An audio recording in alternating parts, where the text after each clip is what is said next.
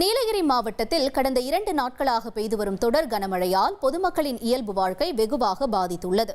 இதுகுறித்த கூடுதல் தகவல்களை செய்தியாளர் வில்லியம் வழங்கிட நாம் கேட்கலாம். வில்லியம், வணக்கம். தொடர்ந்து இந்த பகுதியில் இருக்கக்கூடிய மழை நிலவரம் தொடர்பான தகவல்களை பகிர்ந்துக்கோங்க. வணக்கம். நீலகிரி மாவட்டத்தில் கடந்த 2 நாட்களாகவே தொடர்ந்து கனமழை பெய்து வருகிறது.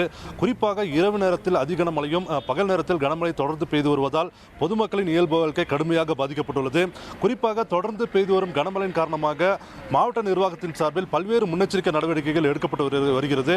குறிப்பாக 285 இடங்கள் அபாயகரமான பகுதிகளாக கண்டறியப்பட்டு அந்த பகுதிகளில் 42 மண்டல குழுக்கள் உருவாக்கி தொடர்ந்து கண்காணிப்பு பணியில் மாவட்ட நிர்வாகம் ஈடுபட்டு வருகிறது. அதனையும் தொடர்ந்து மாநில பேரிடர் படையும் தேசிய பேரிடர் படையும் நீலகிரி மாவட்டத்தில் முகாமிட்டுள்ளனர். பாதிப்பு ஏற்படும் இடங்களுக்கு சென்று அவர்கள் உடனடியாக அந்த பகுதிகளில் சீரமைத்து வருகின்றனர். குறிப்பாக தொடர்ந்து காற்றுடன் மழை வீசி வருவதால் ஆங்காங்கே மரங்கள் விழுவும் சம்பவங்கள் ஏற்பட்டு வருகிறது. இதனை தீயணைப்புத் துறையினரும் போக்குவரத்து காவலர்களும் சீர் செய்து சாலைகளை சீர் செய்து வருகின்றனர். சுற்றுலா பயணிகள் இங்கு வரும் சுற்றுலா பயணிகளுக்காக பல்வேறு கட்டுப்பாடுகளை மாவட்ட நிர்வாகம் விதித்துள்ளது. அதன்படி இன்று ஒரு நாள் முதல் உதகையில் உள்ள அனைத்து சுற்றுலா தலங்களுமே இன்று ஒரு நாள் தற்காலிகமாக மூடப்பட்டுள்ளது. சுற்றுலா பயணிகள் பாதுகாப்பு கருதி அதையும் மீறி இங்கு வரும் சுற்றுலா பயணிகள் தங்கும் விடுதியிலேயே தங்கி இருக்குமாறும் ஒரு எச்சரிக்கை விடப்பட்டுள்ளது. தொடர்ந்து பெய்து வரும் கனமழை காரணமாக உதகை அருகே உள்ள ரயில் நிலையம் அருகே உள்ள பாலத்தின் அடியில் தண்ணீர் வெள்ளம் போல் காட்சியளிக்கிறது. இதில் தத்தளித்தவாறே வாகனங்கள் சென்று வருகின்றனர். குறிப்பாக இந்த காட்சிகளை நமது ஒளிப்பதிவாளர் ஸ்ரீதர் காட்சிப்படுத்திக் கொண்டிருக்கிறார். இந்த வழியாகத்தான் படகு இல்லம், காந்தல், நஞ்சநாடு உள்ள பல்வேறு பகுதிகளுக்கு சென்று வர வேண்டும்.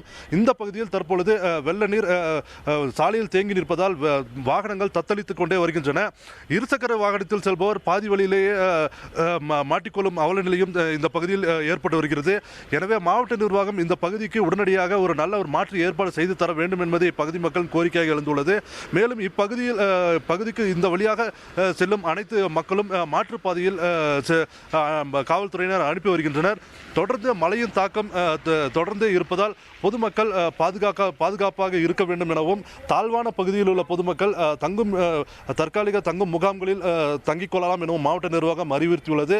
மேலும் தொடர்ந்து மழையின் தாக்கம் அதிகரிப்பதாலும் காற்றின் வேகம் அதிகரித்துள்ளதாலும் ஆங்காங்கே மரங்கள் விழுவதால் பொதுமக்களும் வாகன ஓட்டிகளும் எச்சரிக்கையாக இருக்கும்படி மாவட்ட நிர்வாகம் எச்சரிக்கை விடுத்துள்ளது.